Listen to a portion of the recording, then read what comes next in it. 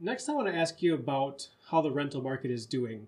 I think we've all pretty well aware that rents have been increasing quite a bit.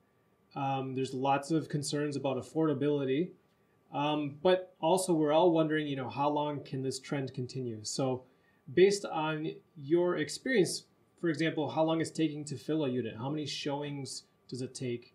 What's your projection about where we're headed? It's interesting. A lot drives from the owner. So if you have an investor, they're all about the dollar bill. But I like working with the accidental landlord, as I called it, that have maybe one or two properties that fell into it. They see the big picture. They want a family in their house. Investor wants to make the most bang for your buck.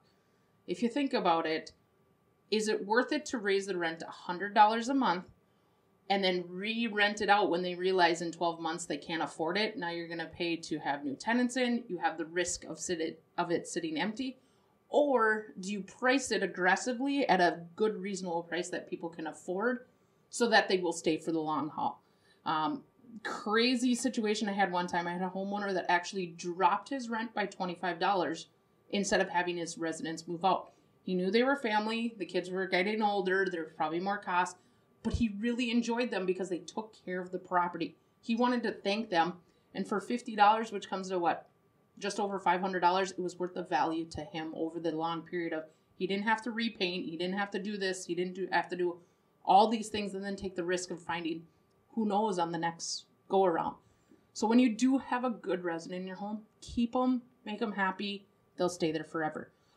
More and more people are staying longer in properties than they used to even 4 years ago. Yeah.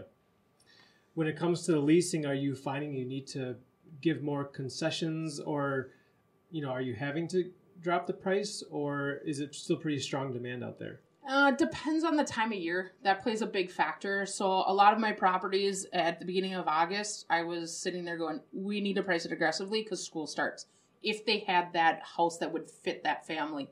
I know we can't, legally say I want a family with a husband, wife, and kids, but if the house is kind of presented for that, that's what you want to go for.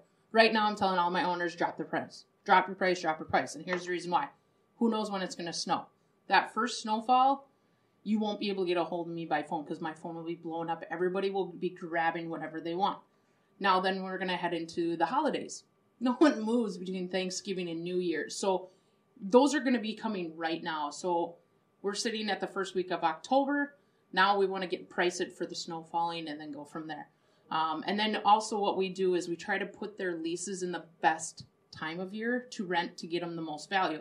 So I had a gentleman that bought a brand new investment property and he wanted, it was a September 1st move-in. Well, the lady that was moving in asked if she can have it end in the springtime so that when she buys a house, she can hopefully do a smooth process into a new home. And I said, yeah, we can do that. So we signed a 22-month lease, which is not the norm. I try to set it up for both parties to win. So usually it's a pretty easy sale. But hey, you got kids. Let's wait until school ends. Did you remember Memorial Day? Did you remember Labor Day, 4th of July? We want to get it in between April and August is our end date. Yeah, that makes a lot of sense. And then you can get the most bang for your buck too, because that's when everyone's moving. Yeah. Nice. Okay, well, I appreciate all of that. I'm going to transition here a little bit, but before I do that, any kind of final comments about what our property owners should be considering as they are looking at their rentals? The biggest thing is how much effort do you want to put into it? An investment property, you want to gain value, grow, and you want to pay down a mortgage so that you can hopefully sell it or give it to your kids or whatever. You usually, as an investor or an accidental landlord, have a full-time job. Hire someone that does it full-time like myself to take that stress off your plate. I have a gentleman right now who's an investor and he's got his first kid on the way.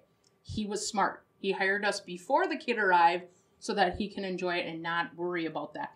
That transition from being a owner themselves, or if you're working with a current property management and you want to go to a new management like ourselves, there's about a 6-month, lots of hiccups along the way. It's not a quick flip a switch and go. It's relearning, re-educating them, and getting them used to it. It's kind of like a blind date going into marriage is what I call it. It's that first relationship. Hey, this looks great. And now the next 12 months, you're locked in with them. I think that's the biggest thing is hiring a management company is huge. It takes a lot of stress off you, and trust the people that have been doing it for the long haul. They know how to put out fires very quickly. Want to hear more on this topic? Click the link below for the full episode of Maximizing Your Property Value.